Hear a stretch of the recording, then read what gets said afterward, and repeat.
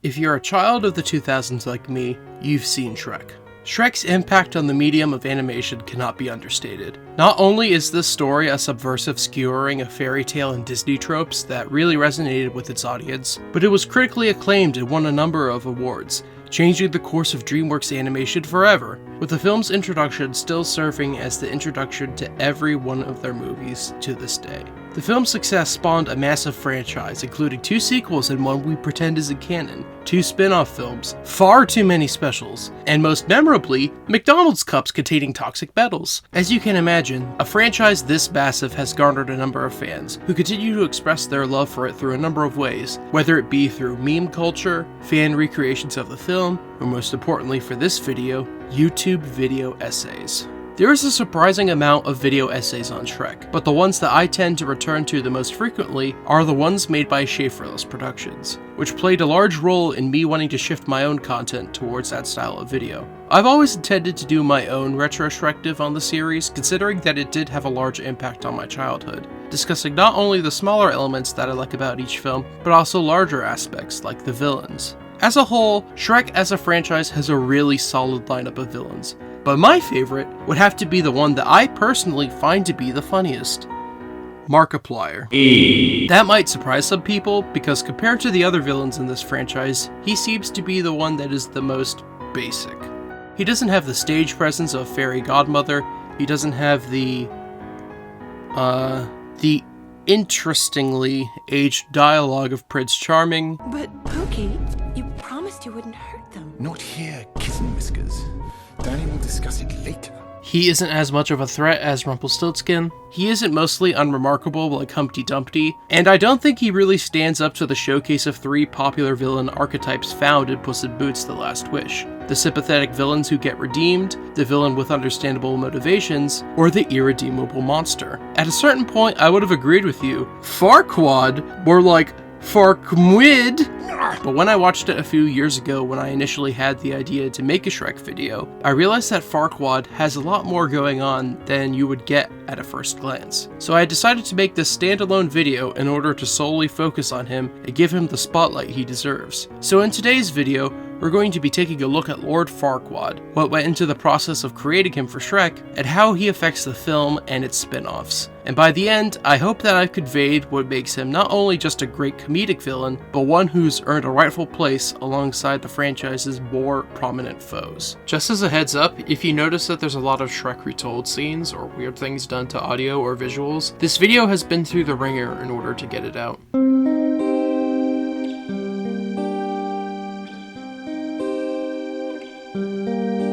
Depending on how deep you are into the Shrek lore, it may surprise you to learn that Shrek was based on a book. The film was adapted from a children's book of the same name, a fact that was recognized when it was nominated for Best Adapted Screenplay at the 74th Academy Awards. Comparing the final film to the original story, there's very few similarities outside of some similar scenes, like Shrek fighting a dragon, Shrek fighting knights, and Shrek marrying a princess as ugly as him. It's pretty clear why they had to nerf him in the final film, because his heat vision would have made a lot of these fights pretty unfair.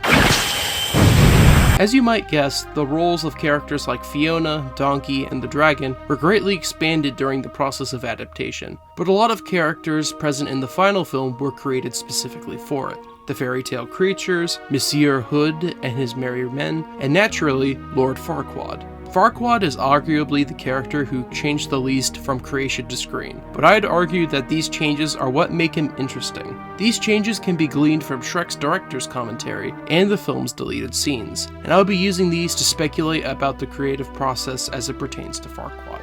2 of the most interesting pieces of information about Farquaad's development come from a rejected storyboard for the film's opening, and from a scrapped idea for the film's plot from the director's commentary. Inspired by a scene from the book where Shrek encounters a fortune teller who sets him on his journey, the opening would have followed Fiona temporarily escaping the Dragon's Keep in order to get advice from a similar character, with the fortune teller narrating the film's fairy tale opening. In the cards a tale is told of a time not too far past when in the kingdom of Duloc there came into the world a princess named Fiona. But the occasion was not the joyous one the king and queen had dreamed of, for to their horror their child was born a monster. Ashamed, they locked her away from the eyes of the outside world and set a dragon to keep her. They told her subjects that Fiona was such a rare beauty that she was stolen away. Years passed, the king and queen died, taking their secret to the grave. They left the kingdom in the hands of an ambitious regent and Fiona in the claws of the dragon. So in this stage of the film, Fiona would have been the Princess of Duloc, with Farquaad seizing power in the wake of her parents' death. This raises a lot of interesting questions about this version of the film, but it makes me wonder if Farquaad would have wanted to marry Fiona in order to legitimize his rule. Kind of like how in Aladdin, Jafar wanted to marry Jasmine in order to secure his position as Sultan.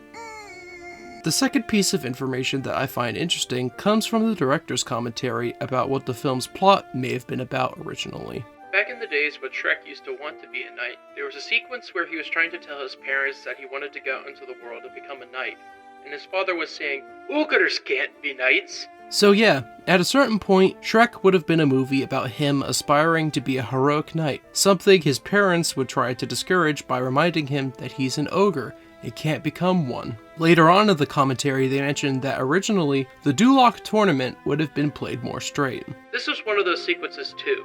We've always had a tournament, but it was a little more traditional, with Shrek jesting and horseback riding a little bit, and one of the animators came up with the idea to make it like a World Federation wrestling kind of thing. And we just sort of all collectively slapped our foreheads with a, duh!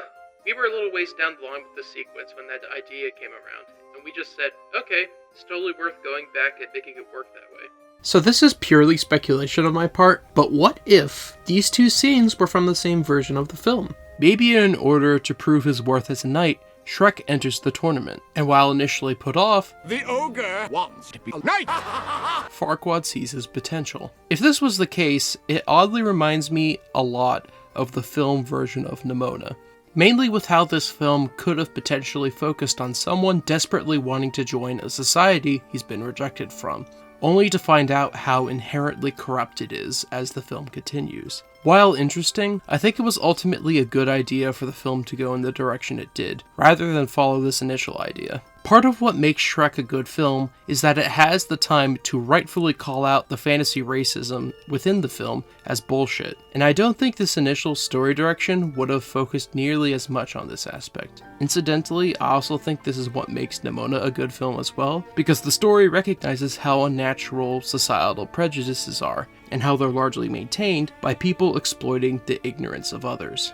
I also think that right now it's worth discussing one of the more common bits of trivia about this movie. Farquaad is allegedly based on Michael Eisner, the then CEO of the Walt Disney Company. Considering that Jeffrey Katzenburg left Disney to found Dreamworks after being passed over for that promotion in favor of Eisner, and considering that Katzenburg was a producer on Shrek, I think it's completely fair for people to think this. Not only does Farquaad have a striking resemblance to Eisner, but he has a lot of characteristics that can be interpreted as jabs at the former Disney CEO. From his name being a PG way to say fuckwad in a children's film, or him being comically short as an inversion of Eisner being 6'3" in real life. This possibly deriving from an insult directed towards Katzenburg during a lawsuit between the two. However, this potential inspiration was denied by DreamWorks marketing chief Terry Press, who stated in a 2001 Chicago Tribune article, "This movie has been in production for 5 years. The trial was 2 years ago. There's no connection. The character was designed 4.5 years ago. Anyway, he looks like John Lithgow." And yeah, I can't deny that. Though on that note, Farquaad also bears a striking resemblance to Lorenzo de' Medici, especially so in Shrek's storyboards. Although it would be interesting to look into whether or not Katzenberg's relationship with Eisner affected Farquaad's depiction and the story of the film, I even bought a copy of Disney War to see if this would be an interesting thing to explore in this video. Nerstalgic has already made a video that examines this aspect as one of its main points, so it's not necessarily something that I really feel the need to explore in mine. I'm still going to read Disney War though, since even the introduction alone is pretty spicy. So for now, let's continue to look at Farquaad and Duloc's role in Shrek. Something that's pretty clear in the film is that the prejudices held against Shrek and the other fairy tale creatures are pretty absurd. At worst, the fairy tale creatures can be kind of annoying, so people's hatred of them is always presented as ridiculous instead of justifiable. Even Shrek, the most hated out of any of the fairy tale creatures in the film, is mainly played for gross out humor, and this is presented as the main reason why he's ostracized. Some fan content will lean into the more horrific aspects of Shrek as a concept, since he is a swamp-dwelling monster who reportedly eats humans. But in the context of the film, Shrek's supposedly monstrous qualities are always him either playing into people's preconceptions of him to drive them away, or him mocking these preconceptions. Because of the way that the fairy tale creatures are handled, Farquaad's treatment of them is not only absurd, but cruel. The more humorous aspects of this hatred 5 shillings for the possessed toy. Take it away. Father, please! Don't let him do this! Next. What have you... are perfectly balanced with the darker side of it, like how Mama Bear is killed off screen and used as a bearskin rug in Farquaad's room. Farquaad's motives in the final film are simple. He idolizes perfection and order, and since fairy tale creatures don't fit into this picture, they are given the boot. He hoofed and he popped and he signed an eviction notice. When creating Farquaad and Duloc for the film, the creators made sure to interweave criticism of both into it, along with the rest of the film's subversive humor. Farquaad and Duloc were designed with the intention to contrast with Shrek and the other characters and locations of the film. While Shrek's introduction is hilarious and subversive to the point of being iconic, Farquaad's is played straight until it's not, with the directors even comparing his entrance to that of Darth Vader. And I honestly agree with them. They're both equally iconic for their own reasons. A large effort was taken on the part of the film's creators to design Duloc to be a sterile and lifeless place. From doing things like have it be largely geometric to contrast with Shrek's swamp, to coding the city to be a plastic and lifeless reflection of the real world. This sequence was another that went through incredible permutations. The introduction of Duloc in Farquaad's sterile environment. What he was doing to Duloc, he was planning to do to the rest of the kingdom. We looked at a lot of things for Duloc. They went up to Hearst Castle, we looked at a lot of Albert's Spear architecture. We ended up coming up with this thing that was basically a fascist theme. In spite of the effort to make both clearly villainous, Farquaad and Duloc aren't immune from the film's sense of humor, and we can see this very clearly with how the film treats them. Naturally, everybody knows that when compared to the franchise's other villains, Farquaad comes up short, but there's one aspect of him that makes him stand above all the others: the vocal department. That's enough! He's ready to talk.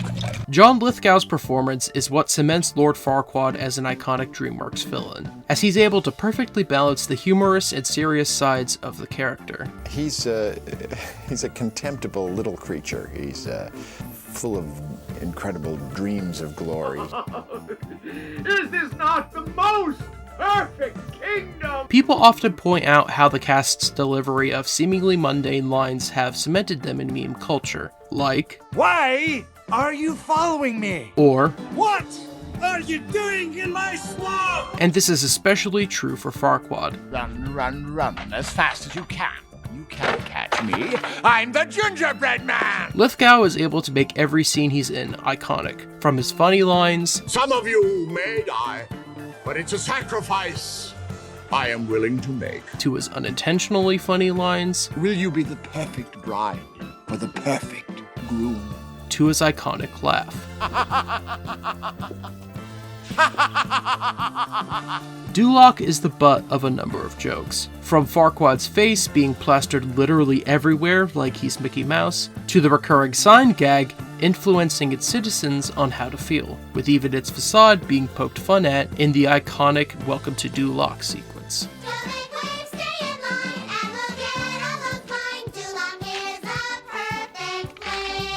It also goes without saying that the subtle jokes pertaining towards Farquaad's height are among the funniest in the film. From the dungeon doors being pushed to open, to the torturer's table being height adjustable, and not to mention his extendo arms and legs from when he picks up Fiona towards the end of the film. Perhaps one of my favorite jokes made at Duloc's expense are the Duloc guards. The film has expanded the book's single joke knight character into Duloc's first line of defense, portraying traditionally noble knights as a group of incompetent fools who are both frightened and beaten by Shrek incredibly easily, and are only ever threatening in large numbers. I don't know why, but I always liked the captain of the guards in this movie, and inexplicably, he was one of my favorite childhood glup shittos. But even with Farquaad and Duloc being this comedic, they're still able to provide stakes to Shrek's plot. Prior to Shrek and Fiona's romance, the stakes of the film are pretty low, with Shrek wanting to get his swamp back from this weirdo, and Donkey is also here, which is something we're invested in because Shrek and Donkey have endeared themselves to us. But one of the film's deleted scenes would have made the stakes at this time much more explicit. After the night's tournament, Farquaad would have met with the duo and explained his plans of expanding his kingdom after his marriage. Pristine villages. Convenience stores. Subdivisions. Mini malls. Oh, them free of ugliness and chaos. Yes, my friends, it will be a Duloc world after all. While also explaining that since the swamp is part of Duloc, he technically owns it. You see, Shrek, that swamp was never yours in the first place. Hold up, deed. Pulls it away. However, I'll give you your swamp back. And remove all those fairy tale creatures if you go on a little search and rescue mission for me. Holds up the little Fiona doll. This makes it far more explicit why the deed to the swamp is a minor plot point later on in the film. Very well, Ogre. The deed to your swamp cleared out as agreed. Take it and go before I change my mind. But it doesn't stop here. When Shrek scoffs at rescuing the princess, Farquaad makes it clear what will happen if he decides to pass on the offer. Isn't life wonderful, Mr. Goose? Why, yes, Mr. Humpty. I love living in Shrek Swamp. Let's stay here forever and ever and ever and ever. Personally, I'm split on how I feel about this scene. On one hand, it raises the stakes of the film drastically because it makes it clear that after Farquaad becomes a real king, his actions go on from being the political schemings of a nobleman to the expansions of a tyrant. But on the other hand, most of this information is made plain enough thanks to the scene in the final film. Go on this quest for me and I'll give you your swamp back. Exactly the way it was, right down to the last slime-covered toadstool. And since Farquaad's main threat in the film is how he disrupts Shrek and Fiona's relationship, I think that dropping this aspect was more than justified. And on that note, I think it's worth taking a closer look at how Farquaad affects Shrek and Fiona, as well as some of the dumber aspects of discussions surrounding him.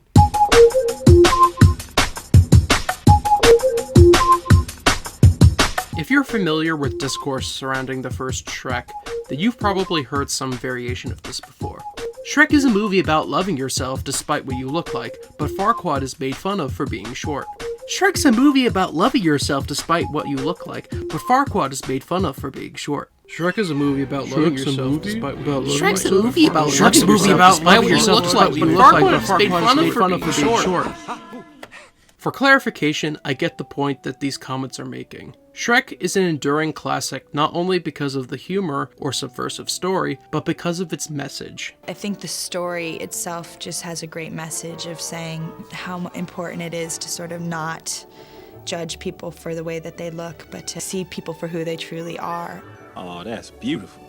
I didn't know you wrote poetry. So that's a sweet little message, that you should love yourself for who you are, and, beauty is on the inside, not on the outside. And if you're beautiful on the inside, that makes the exterior beautiful.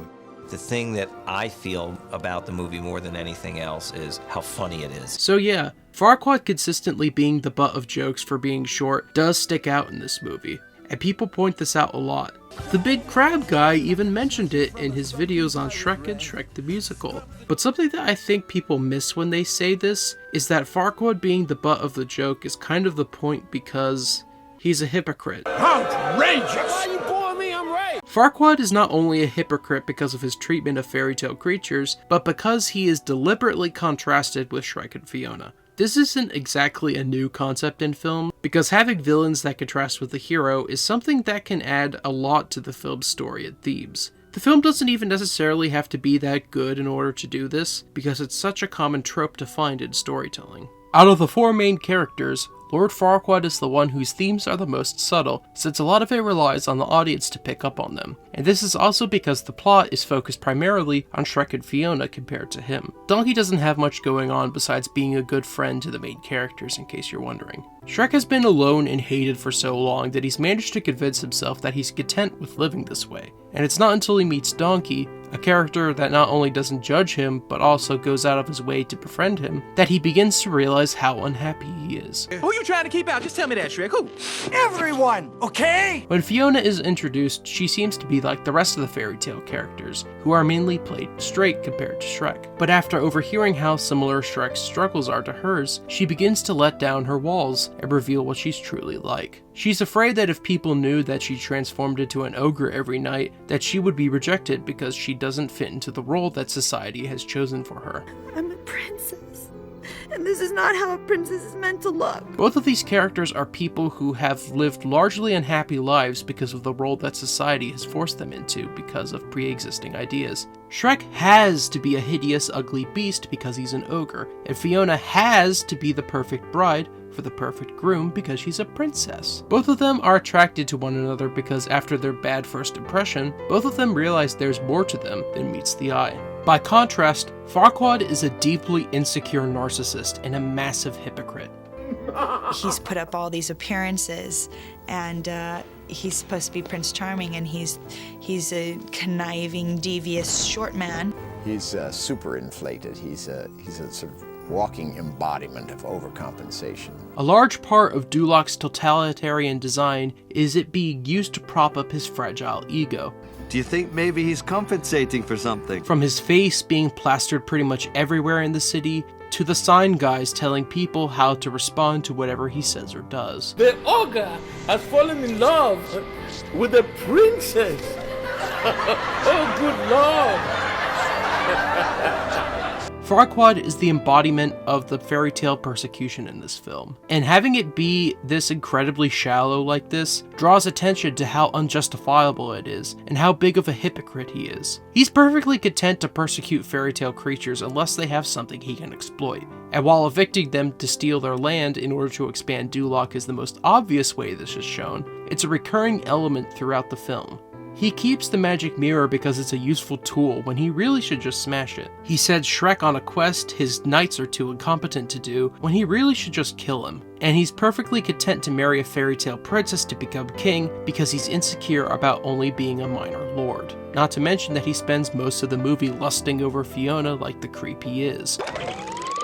And the second she's revealed to be an ogre, any infatuation for her vanishes. The jokes made at Farquaad's expense are not mistakes. They're intentional choices made to target this dictator's fragile ego, because that's what people tend to do in the real world. Why do you think Napoleon is remembered as being short, or most of Mel Brooks's work is focused on making the Nazis look like incompetent buffoons? Hey, Hitler on ice!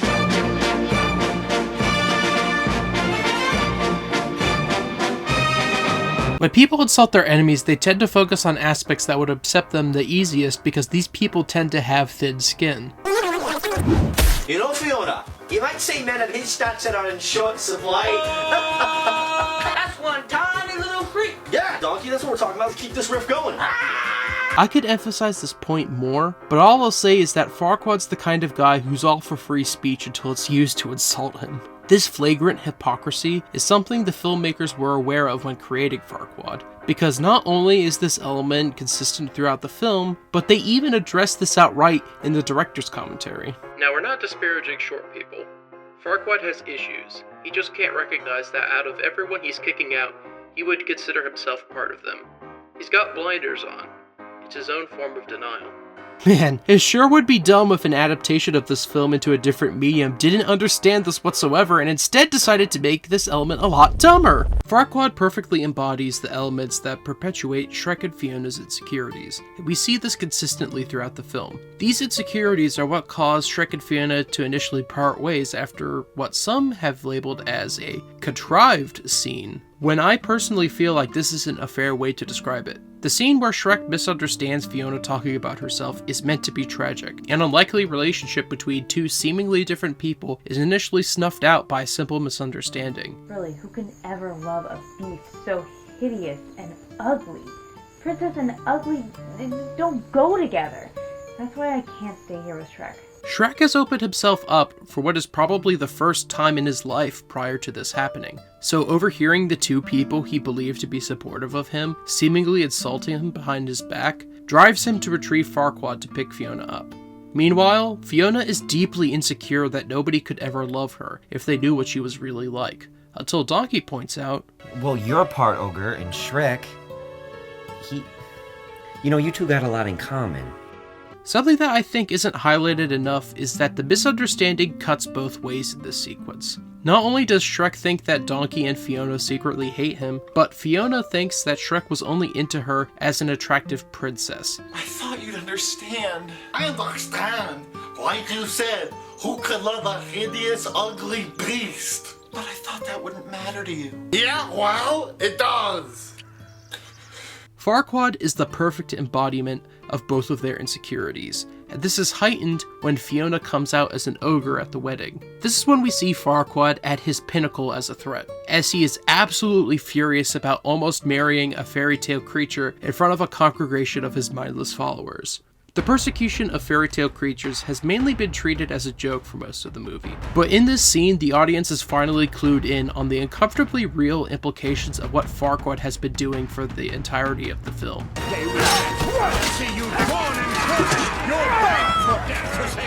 Farquaad not only has fully completed his villainous growth as a representation of the prejudice Shrek faces, This marriage is binding, and that makes me king! See?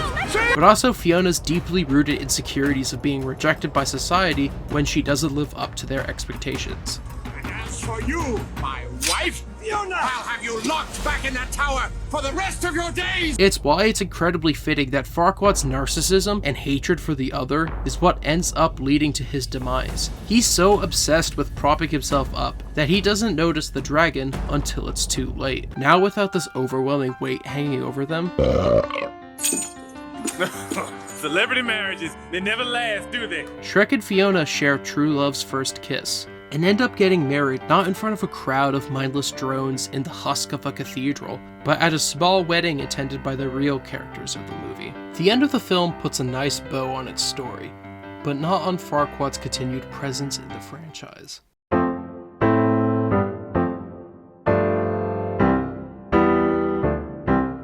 Without a doubt, Farquaad had an undeniable impact on the franchise, cementing himself within the Shrek canon as one of its funniest and most memeable villains. I'm not an incel, my internet friends called me king, see? I think it's interesting that a small bit of Farquaad lives on in the rest of the series in the form of Prince Charming. Mommy! Mummy? I was blessed by my mommy. Charming is an embodiment of what Fiona initially thinks she wants in a relationship, like how Farquaad was in the first movie. But the comedic aspect of this is pushed way further with Charming, because he lacks anything that would make him a threat like how Farquaad was. He will rue the very day he stole my kingdom from me! Oh, put it away, Junior. You're still gonna be king. This makes him a really good source of humor in Shrek 2, but a pretty underwhelming threat in Shrek the Third, even if I do have a soft spot for that film. It was charming to be with you. I also love that to underline the fact that Charming is a shallow character in the same vein as Farquaad, he's introduced wearing armor very similar to that worn by the Duloc guards. I also like that the Duloc guards are in this movie working in Far, Far Away, having their last hurrah in both the Night sequence and in the finale, most notably in their battles against Mongo and Puss in Boots. To my knowledge, this was the last entry in the Shrek filmography they were in before they were replaced by a new design in Shrek the Third. But getting back on topic, the last we see of Farquaad in the Shrek franchise is in the Shrek in the Swamp karaoke dance party, where he joins in with the rest of the cast in singing karaoke music. Staying alive! Staying alive! But it would be more accurate to say that this is the last time we'd see Farquaad alive. Woo! Surprisingly, an undead Lord Farquaad would appear from time to time in Shrek spin-offs, because death is only an inconvenience to such an iconic character. Dark science. Cloning. Secrets only the Sith. Shut up, Mary! Go tell Elijah Wood to put a wig on! So before this video is over, I think this is a good place to discuss Farquaad in these spin-offs before ending by talking about him in Shrek the Musical. Shrek and the Ghost of Lord Farquaad is probably one of the most bizarre pieces of Shrek media out there, and you could tell that just from watching it. Jiminy! That's a big one. Hey man, I hate fun! That's because this wasn't originally intended to be a spin-off film. It's just a re-release of footage from Shrek 4D, a 4D simulator ride at various Universal studios from around the world that was used for around 14 years before eventually being retired. Funnily enough, this wasn't the only re-release of this footage, as it was adapted into issue 1 for the short-lived Dark Horse Shrek comics. Something I had completely forgotten that I had read as a kid until I started working on this script. The plot revolves around the simple premise of somehow Lord Farquaad returned, and his new ambitious goal of becoming king of the afterlife. The ride and comics start with him interrogating the fairy tale creatures about where Shrek and Fiona are, before he and Thelonious decide to interrupt their honeymoon. To do this, he has Thelonious kidnap Fiona, with Shrek and Donkey giving chase until the spell that created their horse and carriage wears off, stranding them in a graveyard where they find Farquaad's grave. Well, looks like Farquaad's still trying to compensate for something. I wonder what that could be. Farquaad's ghost appears, causing the dragon statue to come to life and attack the duo, hopefully dispatching them while he moves to his ultimate goal, killing Fiona in order to make her become his ghostly queen. Fortunately, Dragon arrives in order to rescue Shrek and Donkey, where they defeat the living statue by referencing Star Wars. Stay on target, and fire now! And then exploiting the fact that it's not a living creature. While Fiona beats Thelonious by kicking him in the penis. Shrek and Donkey arrive, but are unable to prevent the raft they're all on from going over the waterfall. But fortunately, Dragon is able to save them before defeating Farquaad once and for all.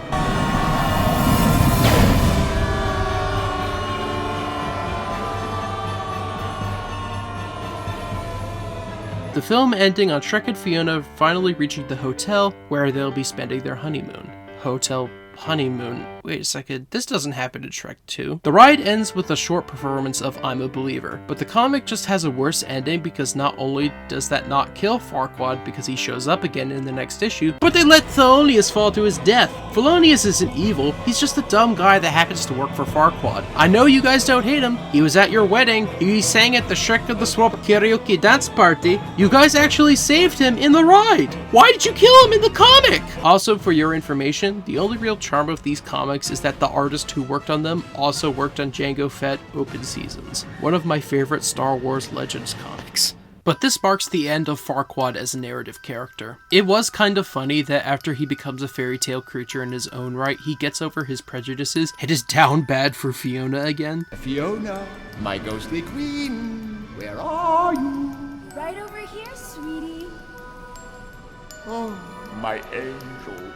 But there's not really much else you could do with him as a character after this point, and his next two appearances in Shrek spin-off content perfectly demonstrate this fact. Scared Shrekless is a Halloween special set after Shrek Forever After, where Shrek and his friends head to the ruins of Duloc to tell ghost stories. But this is where Lord Farquaad lived. Yeah, and died. I heard it's haunted by his ghost. Actually, Farquaad's ghost was killed shortly after the events of the first Shrek. Checkmate, atheists. The special has a lot of fun with turning Duloc into a Halloween-y location. From spookifying the Mickey Mouse-esque decor, to having the information booth's puppet show be far more creepy.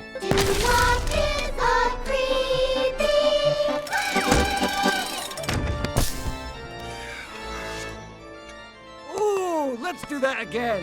No! The special is focused on the characters being eliminated as the night goes on, with the winner who sticks it out till the end being crowned the king of Halloween, with several characters usually fleeing in terror after each of the special's 3 short stories. Towards the end, it appears that Farquaad has returned to exact his revenge on Donkey for the role he played in his original demise, only for it to be revealed that it's Fiona and the triplets taking a hand at scaring people. Farquaad's final appearance would be in Thriller Night, where he appears alongside Shrek's other villains as zombies who perform the titular song along with the rest of the cast. It's a goofy little thing that's more of a fun celebration of the series than anything else, and it even ends on a cute joke about how Julie Andrews voiced Fiona's mom. Also, I didn't realize how key Thelonious' little yellow eye covers were integral to making his design goofy instead of threatening. But we've run out of chances to avoid this path.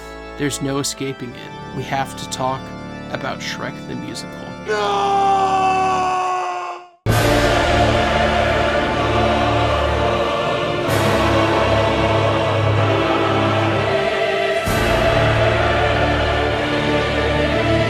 Is Shrek the Musical bad? Is it a secret gem misunderstood by Shrek fans and theater kids alike? Personally, I think it's pretty mediocre. Oh, brother, this guy stinks! In all honesty, I think it's fine. It's not that good, but it's not offensively bad unlike some aspects of it. They tore my cotton granny dress and called me a hot and mess. As an adaptation of the film's story, I think it could have been far worse, but I'm still not that big of a fan of how some aspects of the film were rearranged. Alright, you're going the right way for a smack bottom. Sorry about it. He's a talking donkey, a freak of nature, as are you unsavory beast. Hey now, you're going the right way for a smack bottom, you are. But that's not to say that everything here is bad. I think that some of the clarifying information that the musical adds to the story adds depth to what's missing from the original film. For example, Farquaad owning Shrek's swamp is a part of the story, like in that scrapped meeting between the two. And it explains why the fairy tale creatures were dumped there at the start of the musical. It's basically a slum for them to live out of sight and out of mind. So who cares if Shrek's living there already, since he'd just be counted among these creatures anyway. I also think the majority of the songs in the show are genuinely great and add a lot to the way the musical adapts Shrek, or adds content to strengthen it. For example, I like that the travel song starts off with Donkey singing it while Shrek is complaining about it, only for them to switch roles when crossing the lava moat, with Shrek now being the one singing while Donkey is objecting. Or the addition of a sequence where Donkey tries to hype up Shrek to confess his feelings to Fiona. Where the musical really succeeds is adding to Shrek's story or doing its own thing, and there's no bigger example of this than Farquaad. Oh, it's you! What a terrific surprise!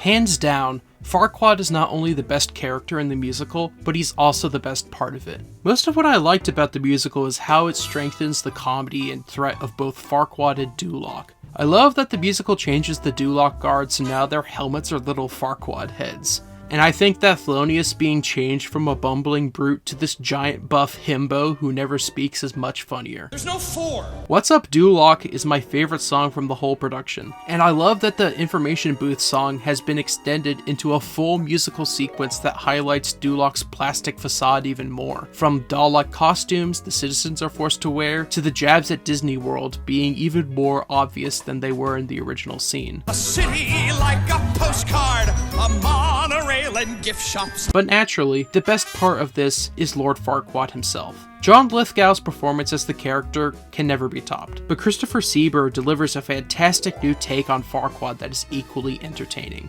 And by new take, I mean that Farquaad is so queer-coded to the point that you could mistake him for a classic Disney villain. Ain't a minute.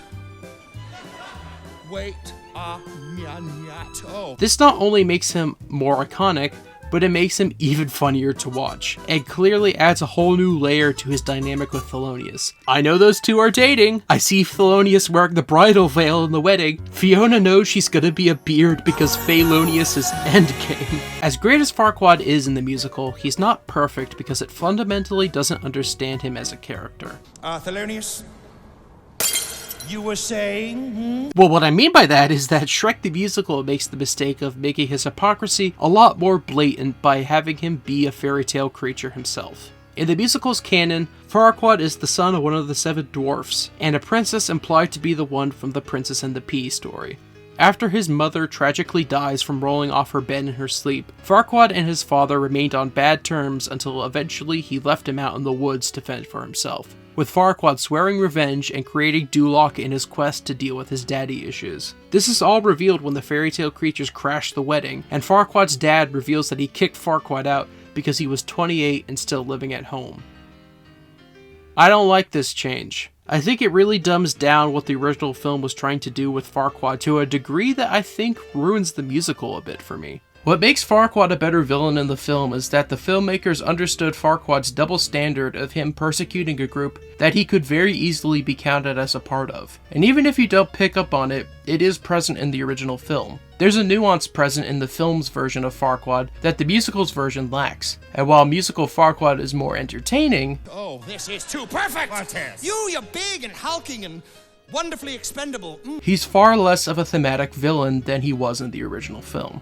Farquaad could never accept or love himself as he was, and because of this, he lashed out at others who did, which underlines his ambition to create a perfect kingdom with nothing that reminded him of his own insecurities. The musical does understand this to a degree, Cause I will have my wedding, and I will have a queen.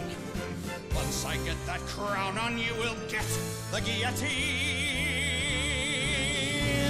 but the reveal of Farquaad being part dwarf doesn't land for me because, to me at least, it was only really set up in the Ballad of Farquaad. Not only that, I think that the jokes that arise from this are pretty lame. Even in the musical, Farquaad is still a power-hungry dictator who thrives on persecution that will pave the way for his perfect world. And pointing out that he was a basement dweller prior to becoming the ruler of Duloc isn't as funny as the musical thinks it is. I can understand finding the constant short jokes annoying, but those jokes are rooted in the story attacking Farquaad's fragile ego, as well as pointing out his own hypocrisy. I personally think that the changes the musical made to Farquaad muddles what the story has to say about him as a villain. Though to be fair, given the amount of people who misunderstand his role in the story, I can't really blame the musical for wanting to make this aspect more obvious. People of Duloc, your leader is a halfling! No, don't listen to me. I think that if you did want to give him a backstory, you should have had it be more like Big Jack Horner's. Highlight the shallowness and pettiness of his vendetta against fairy tale creatures. What's impressive? I've been a boy the whole time! Emphasize not only how monstrous his ultimate goal is, All of the magic in the world. For me, no one else gets any. but how selfish and pathetic he is. You know, I never had much as a kid. Just loving parents, stability in a mansion, and a thriving baked goods enterprise for me to inherit. Useless crap like that. That way you could still have it be more comedic like the version present in the musical, but also have it be more in line with the source material. But I think what makes me dislike this aspect of musical Farquaad more is that the Shrek franchise handled this far better with a different character. This is Fiona's choice. Yes, but she was supposed to choose the prince we picked out for her. Introduced in Shrek 2, King Harold is a far better exploration of how insecurities about their nature as a fairy tale creature affects a character than musical Farquaad is.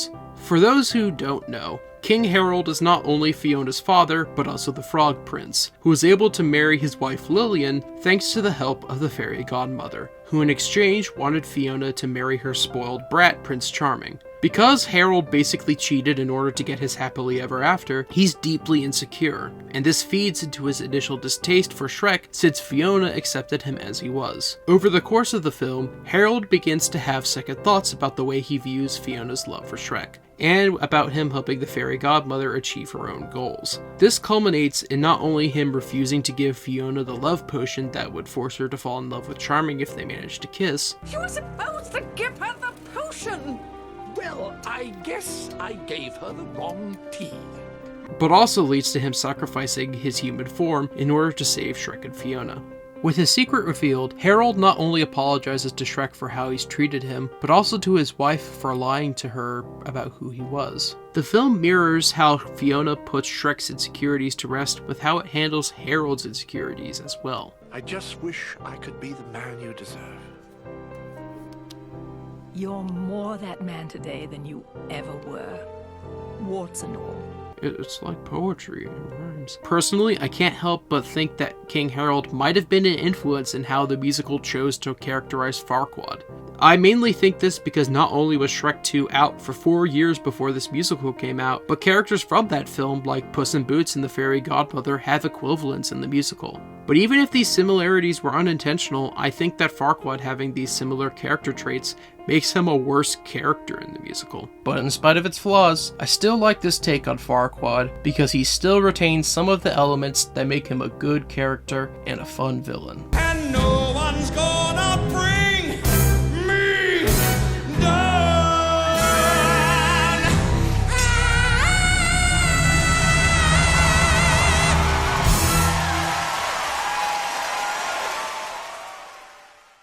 Overall, Farquaad is a villain that I think has a lot of factors that make him enjoyable, even if you might not pick up on them during your first viewing. Not only is he incredibly funny in all of his appearances, but I think he proves to be a legitimate threat in the first film.